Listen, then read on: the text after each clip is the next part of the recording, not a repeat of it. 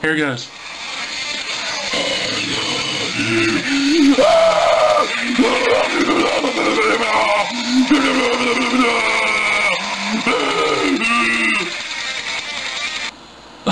Wait, what? You hate it?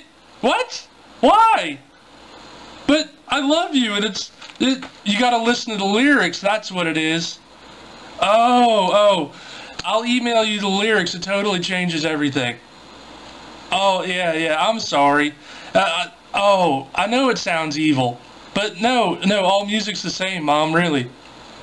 Eye to eye, face to face, still we don't see them, we look away, still they cry, but no one is listening. When will we open our eyes? Open our eyes! That's all we sing to silence the suffering. When will we hear their cries? That's all we sing to silence the suffering. When will we open our eyes? So let the world listen. Now, listen, people send me links to music and I go listen to them, and it sounds like satanic chanting. You can't understand even the words that are spoken. Many of the songs they send me, they never mention Jesus. They just mention some kind of a nebulous guy that they're worshiping. You're not really clear who it is.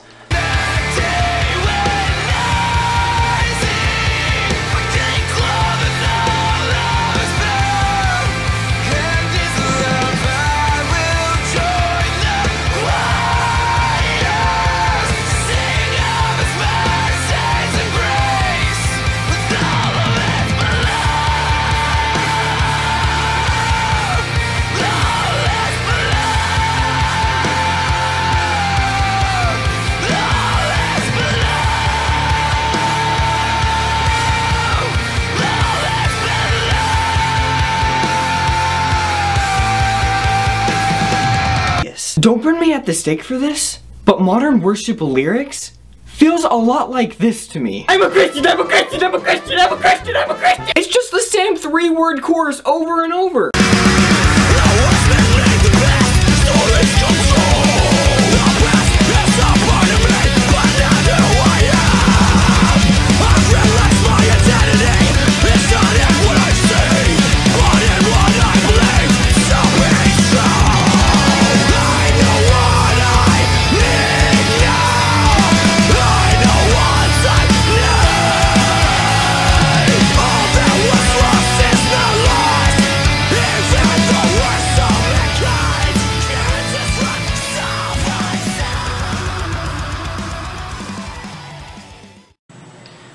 I don't believe there's any such thing as Christian rock. There's a man with an amazing testimony about his relationship with the Lord. His name is Benjamin Baruch, and he tells a story about how he once went to a Christian rock concert, and he said as soon as the first strum on the guitar came, he said demons flooded the room.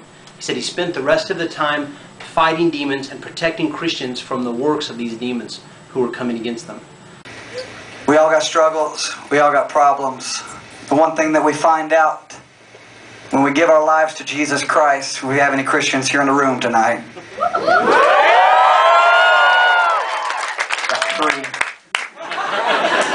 3. One thing we find out is our struggles don't go away when we become a Christian.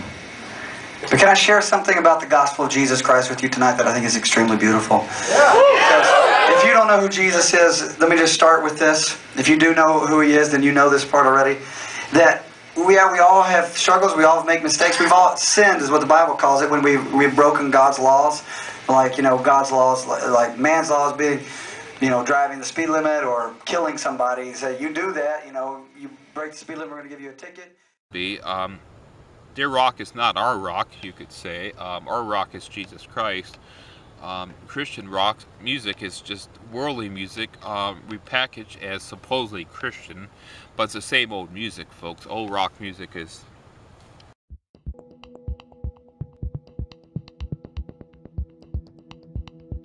When I was a teenager, I reached out to girls and alcohol and drugs and things like this because I wanted to feel something. I wanted to feel love.